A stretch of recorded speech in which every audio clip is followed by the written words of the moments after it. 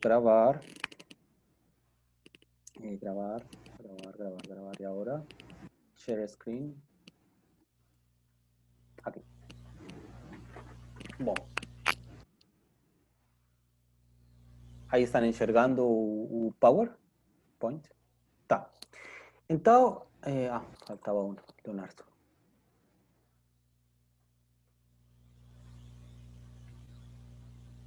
Tá. Estamos por primeira vez gravando e todos estão assistindo. É assim. Bom.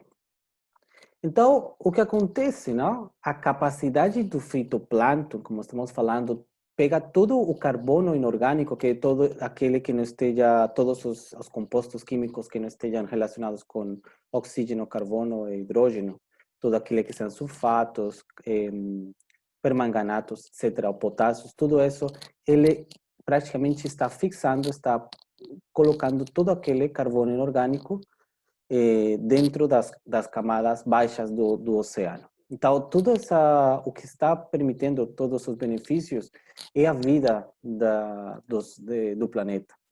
Sem ele, não, o fitoplâncton não podemos fazer. Então, praticamente muito mais importante que as mesmas florestas, não? Mas são as mais fracas, as mais débeis. Então, aí praticamente aí falamos de muitas coisas que estão acontecendo, como são esses feedbacks. Mas também temos uma pergunta bem importante no momento de falar da biologia, dentro das mudanças climáticas e mudanças globais. E o que acontece com a biodiversidade? Não? Porque uma pergunta, todo mundo fala que tem que proteger a biodiversidade, mas, na verdade, o rol da biodiversidade é bem desconhecido, tá? Porque a única conexão que tem a biodiversidade com o clima ou com as mudanças globais, que têm os efeitos que tem mudanças dentro da biodiversidade, é bem difícil de entender. Primeiro porque a biodiversidade é uma medida de riqueza, não? De riqueza das espécies, tanto intra, extra ou intercomunitária. Essas três medições que têm a riqueza da biodiversidade, primeiro são bem difíceis de diagnosticar. Tá? E também são, se alguma delas desaparece, nós podemos ver na paisagem, por exemplo, em um parque natural dos Estados Unidos, quando todos os venados estavam em um parque natural, em um parque nacional, todos os veados estavam aí tranquilos, não tinha, a floresta era muito baixa, só tinham grama, e um paisagem muito sem bosque, sem floresta, sem nenhuma coisa. Mas a equipe de biodiversidade, ele tentou de restaurar o ecossistema e troço,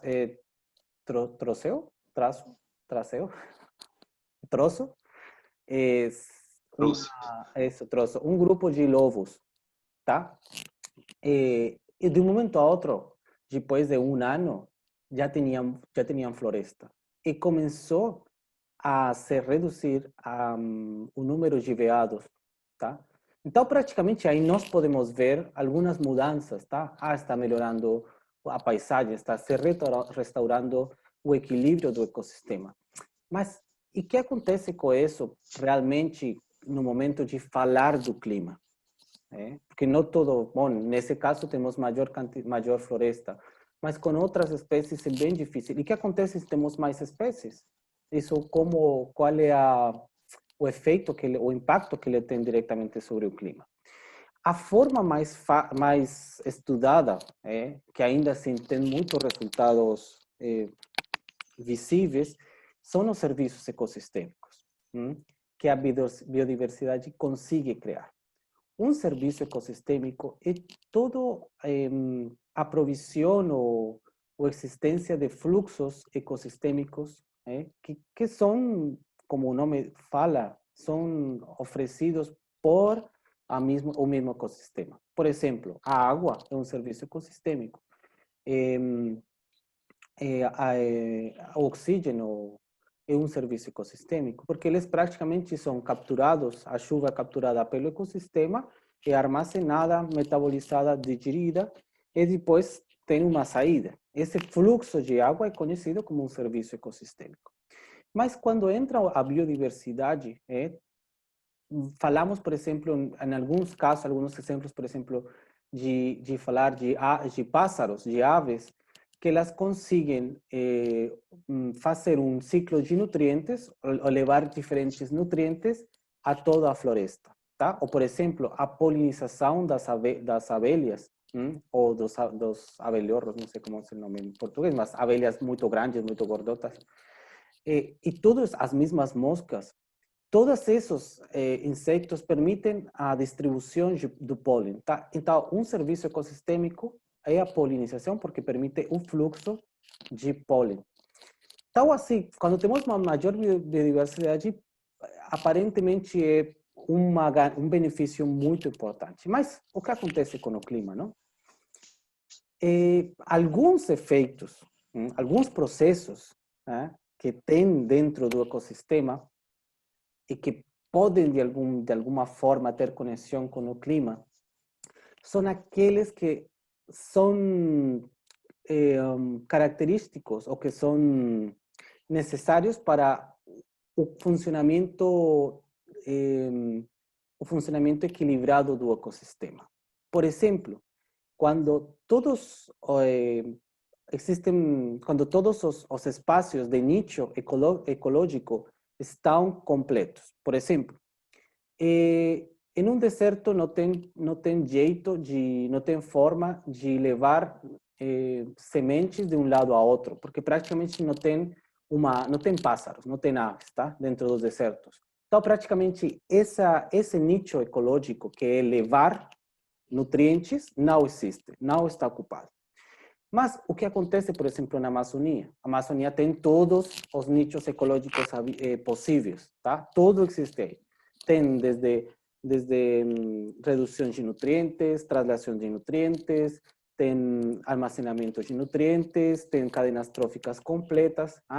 Então, praticamente, todos esses papéis, os roles que cumprem as espécies estão dentro do nicho ecológico. Esse nicho ecológico é praticamente a funcionalidade que tem uma espécie no ecossistema, tá? Isso é bem importante.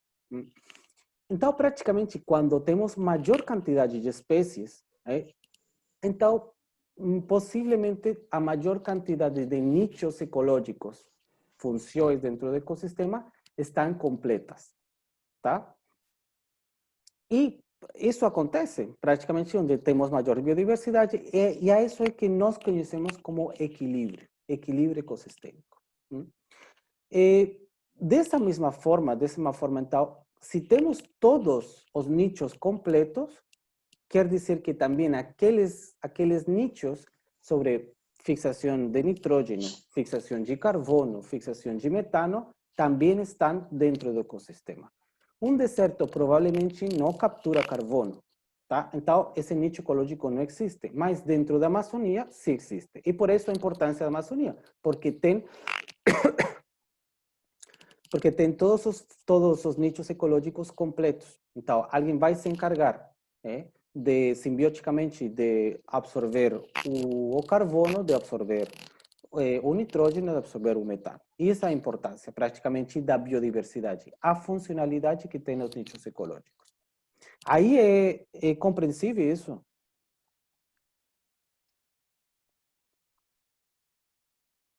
Ou alguma pergunta? Isso porque é bem importante isso do nicho ecológico.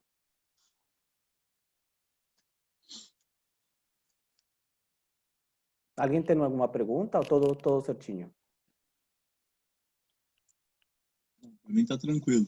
Está tranquilo também. Bom, quando vocês têm maior biodiversidade em um sistema, também é provável que exista uma espécie dominante. Em ecossistemas, uma espécie dominante é uma espécie que é praticamente a base do todo ecossistema. Não é o leão, que o leão é uma espécie dominante, não. É um animal que domina, não.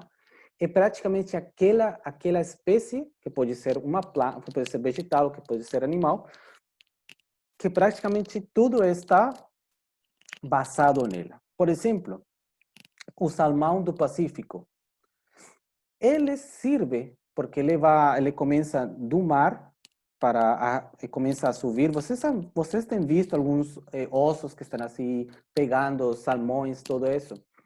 Isso é praticamente que eles começam da parte do oceano, do mar, e começam a subir através do rio, tá?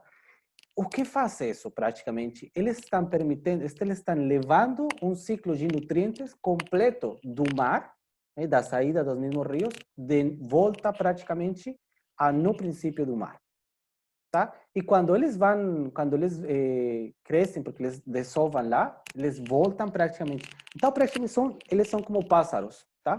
Eles estão levando de um lado a outro todos os nutrientes. E assim, com esse passo de vida, do ciclo de vida, eles alimentam praticamente todos os animais, né? Tem ossos, tem pássaros, tem qualquer animal que seja carnívoro.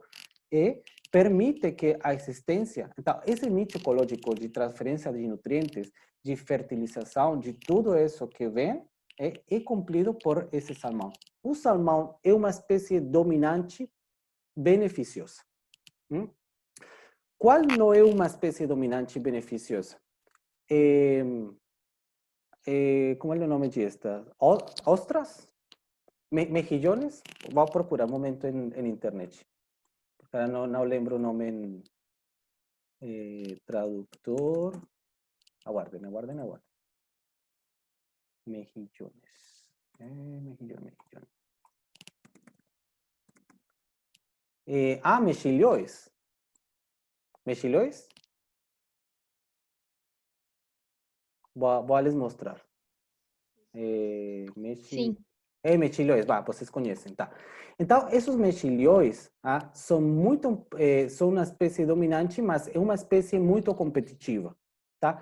Como é muito competitiva, ele não permite que que o ecossistema venha mais espécies, tá? Então, é uma espécie bem negativa para os ecossistemas, porque praticamente ela está muito competitiva, está se distribuindo, compite pelos nutrientes, cresce muito rapidamente, está em todas partes.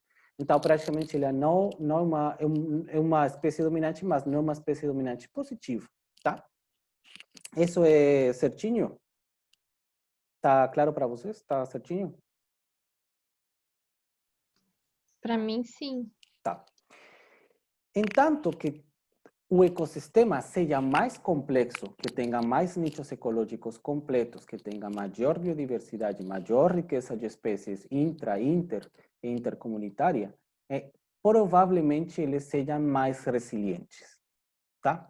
O que acontece, por exemplo, quando temos um ecossistema de monocultivo, com monocultura, somente uma cultura em toda uma ilha, por exemplo, no caso dos pinos. O que acontece com os pinos quando estão em toda a ilha, Mariana?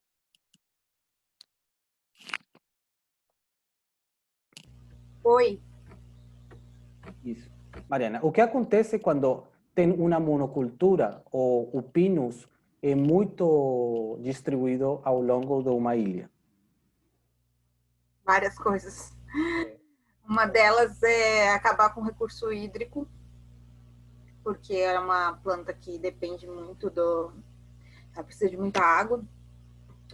Ela, além de sugar muita água, ela acidifica o solo e que, dependendo do tipo de solo, por exemplo, a Ilha dos Marinheiros fica ferruginoso, porque a reação química faz isso. Ela suprime espécies nativas, ela acaba com a flora, né, que é a flora nativa. E deixa eu ver o que mais. Também é muito competitiva, por exemplo, no momento no momento de... Ela alastra com muita facilidade, né? E acaba com todo, praticamente, tá? Então, por exemplo, nesse caso, um ecossistema não é resiliente, tá? Porque a capacidade de ele resistir é muito pouca. Por quê? Por duas coisas. Primeiro, porque, por exemplo, o pinus, que é uma espécie que precisa de fogo para se reproduzir, que é chamada pirófila. É uma pirófila ela precisa que todos os seus pinheiros, não sei os nomes em português, mas seus pinheiros tenham umas temperaturas altas.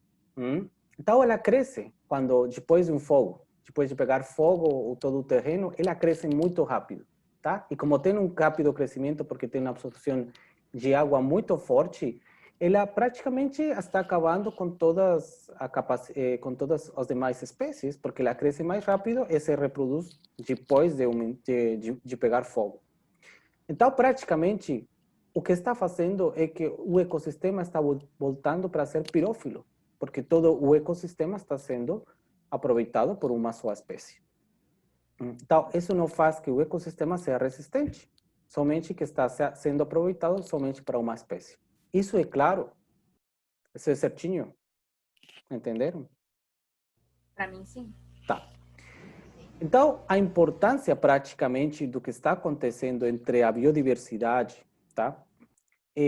Aqui, por exemplo, vemos nesta imagem como as plantas, como algumas bactérias que, através da simbiose,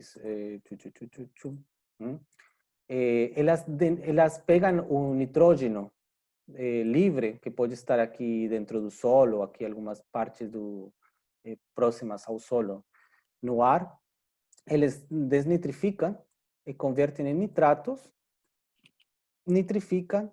Aqui por este lado também podem fixar o carbono, e tudo isso ajudam a fixar, desculpe, nitrógeno, um bom nitrógeno, que é praticamente assimilado pelas raízes das plantas, tá? E as mesmas, então praticamente elas funcionam como uma simbiose. Elas ajudam a capturar o nitrógeno, modificam, metabolizam o nitrógeno, e conseguem que ele seja absorvido pelas raízes das plantas. E todos esses processos estão sendo constantemente afetados por nós, por nossas formas de atividade econômica, porque praticamente nós laboramos, quitamos isto, movemos o solo, tiramos fumigações, aumentamos a quantidade de nitrógeno, de fósforo disponível, ele depois é levado até os rios e fazemos muita bagunça dentro dos ecossistemas, tá? E isso tudo está se vendo no mesmo acontecer. E por isso que agora estamos esperando que pegue outro anticiclone aqui. Por último, e antes de começar com a explicação da tarefa, vamos a falar dos padrões espaciais de cobertura do solo, tá? O que acontece praticamente em esta última slide.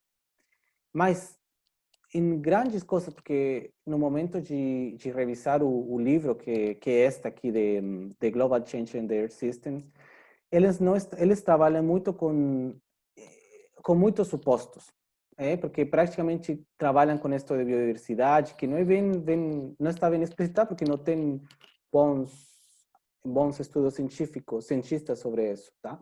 Então, o que eles usam praticamente para entender os padrões, as mudanças dentro desses padrões, é um modelo que eles têm aqui, por exemplo. E neste modelo temos uma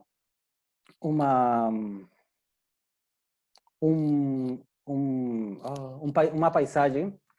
E essa paisagem tem aqui uma de 15 km por 130, estas outras têm 30 por 30, tá? A paisagem é um pouquinho mais longuinha. E o verde é a vegetação e amarelo é solo exposto, tá? Então, nesses 5 cenários, o comportamento da precipitação em milímetros é também diferente. O que vai acontecer quando temos esse tipo de distribuições de padrões espaciais? O que vai acontecer é que toda a umidade vai procurar ficar ou cair dentro do local mais seco. Isso acontece neste cenário. Isto, por exemplo, seria um cenário óptimo para a Austrália, se ela estivesse rodeada com bosques, com florestas. O que acontece, por exemplo, neste também, tem a mesma, padrão espacial praticamente o mesmo que o cenário A, não? Estas são o cenário, esta é a chuva, não? Dentro do cenário. O que vai acontecer, por exemplo, com o cenário cheio de florestas, né? Tem uma distribuição óptima a melhor distribuição possível das chuvas, tá? Está em todas as partes. E o que vai acontecer com a parte seca? A produção das chuvas vai ser muito localizada, muito distribuída, mas bem fraca, não? Não consegue ter valores muito altos, consegue ter valores de 5, no mais, tá? Entanto que, por exemplo, com floresta tem valores de 20 em todas as células que ela vai criando. Então, isso vai acontecer também com essa evapotranspiração, não? Ela vai a tentar chegar a um local onde ela precisa cair e se precipitar.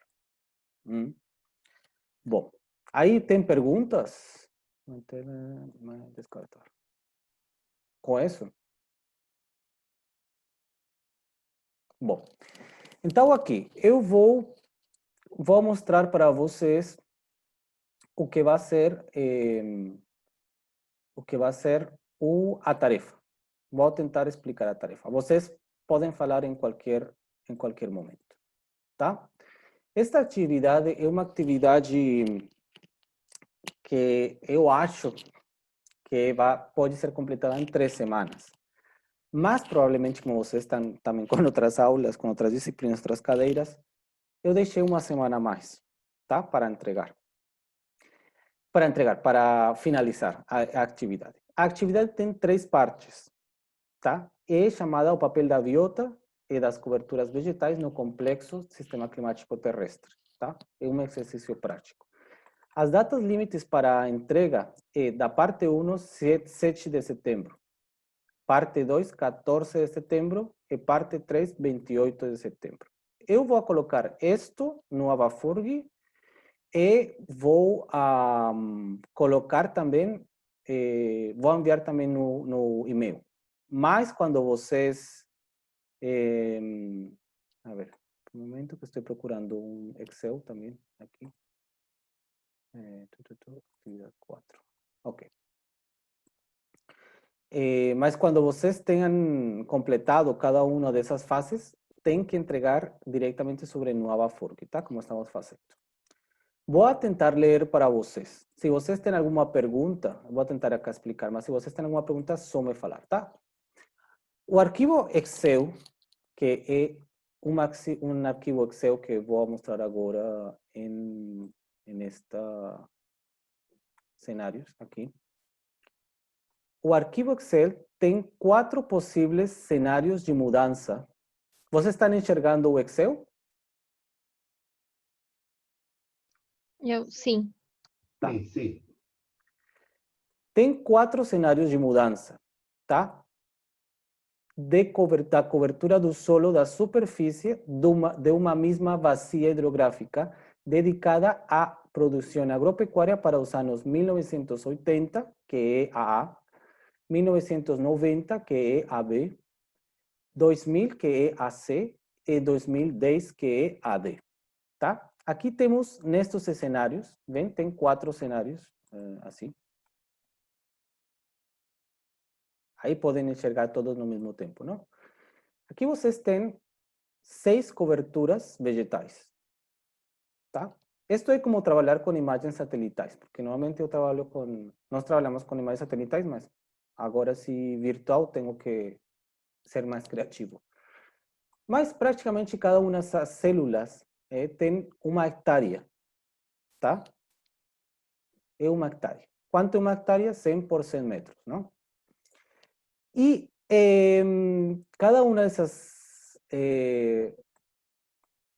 coberturas vegetais que são floresta nativa, que é um verde oliva, um verde escuro, tá? É a silvicultura, que é a explotação madeireira, a soja, que está em rosa, a soja, o milho, que está em amarelo, a pastagem natural, que está neste verde pastura, pastagem, e outra verde pássaro, não sei como é o nome, verde mais claro, que é uma pastagem pecuária, Tá? A pastagem pecuária é aquela que é usada para alimentação de gado. Tá?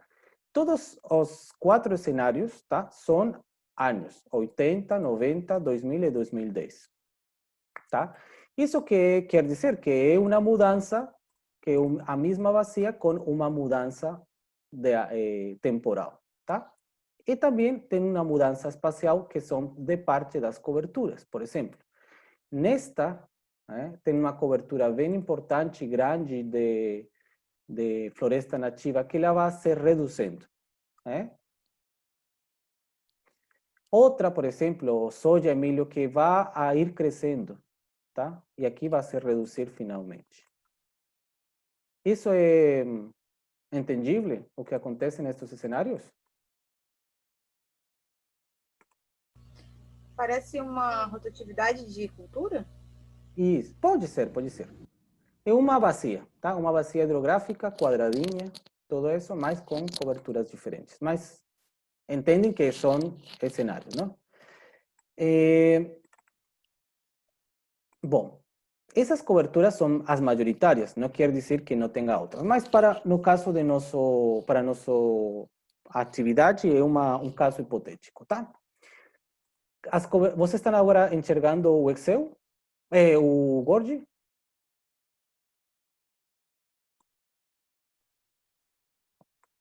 Enxergam o Word? Sim, sim. Isso. As coberturas majoritárias são floresta nativa, silvicultura, que são todas as reflorestações de produção industrial, quer dizer que são plantadas e depois são cultivadas, são retiradas. Culturas de milho e soja, pastagem pecuária, que é alimento para gado, e pastagem natural. Cada cenário tem uma extensão total de 20 por 20 hectares, onde cada célula tem uma hectare. Quer dizer que são 20 células por 20 células em cada cenário. Cada célula representa a cobertura vegetal que ela tem para o ano em particular. Por exemplo, a célula A1 tem floresta nativa, por exemplo.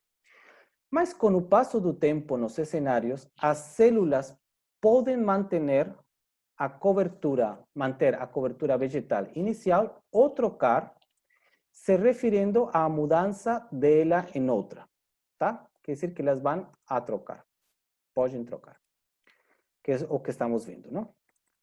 O cenário inicial é aquele marcado como A, e o último é o D.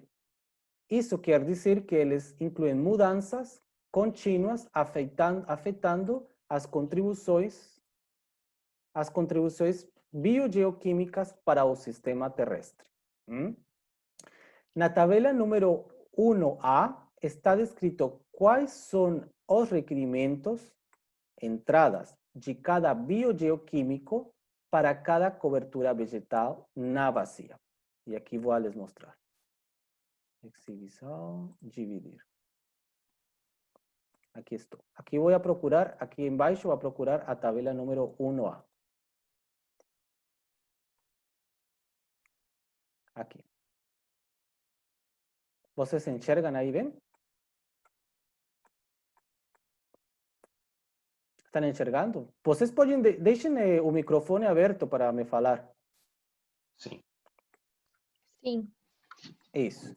Então, esta tabela Isso. 1A são todos os requerimentos que tem as coberturas vegetais. Por exemplo, a floresta nativa precisa de água em forma de precipitação, 50 decímetros cúbicos por ano. ¿Tá? Esto es por ano. Quer dizer que en un escenario, en el primer escenario A, cada célula precisa ter 50 decímetros cúbicos na precipitação. A silvicultura, todas as células precisam um total de 80 decímetros de água para viver. Tá? Esses são todos os requerimentos de cada uma das coberturas vegetais.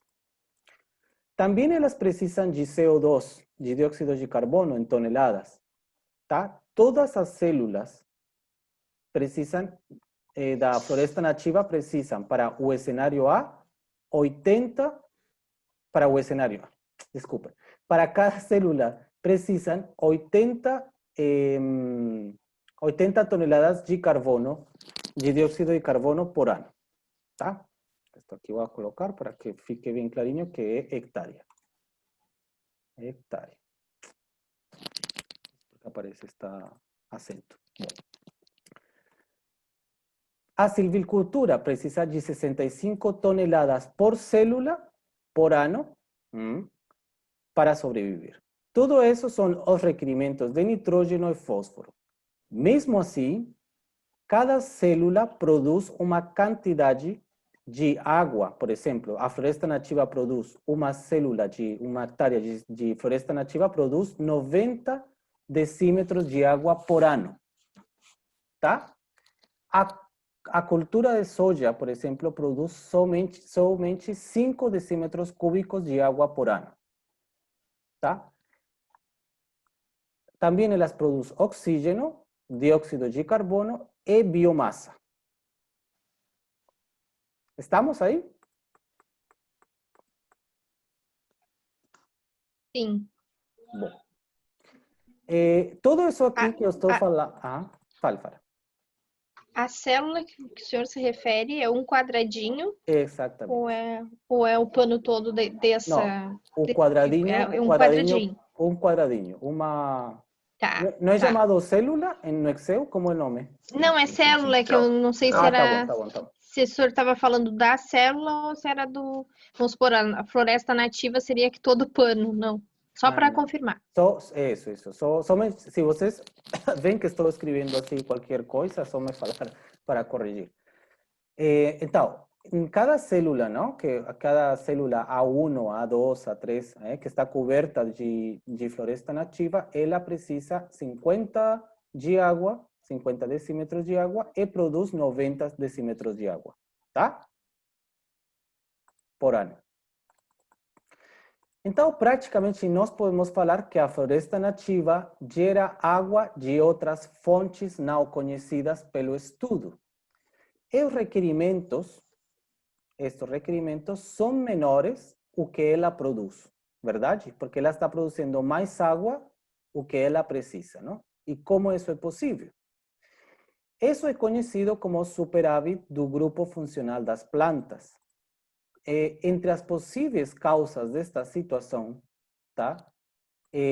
Podem-se encontrar, primeiro, erros na medição, método, instrumentos, fontes de dados, etc., que vocês talvez estejam fazendo medições mal, tá?